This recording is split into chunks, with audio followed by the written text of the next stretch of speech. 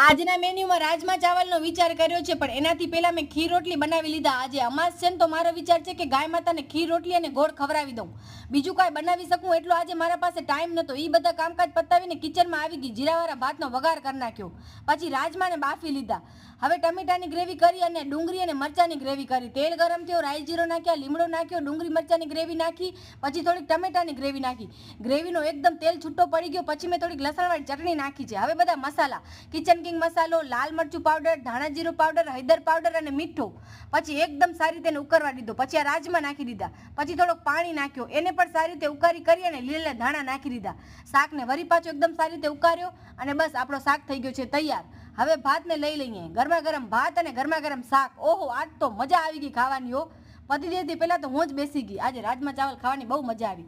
પછી થોડોક પાર્લરના ઓર્ડર હતા. આજે તો ડાયરેક્ટ 11 વાગે ફ્રી થઈ. પછી હું અને પતિદેવ જમવા બેસી ગયા. પુલાવ, રીંગણા, બટેકા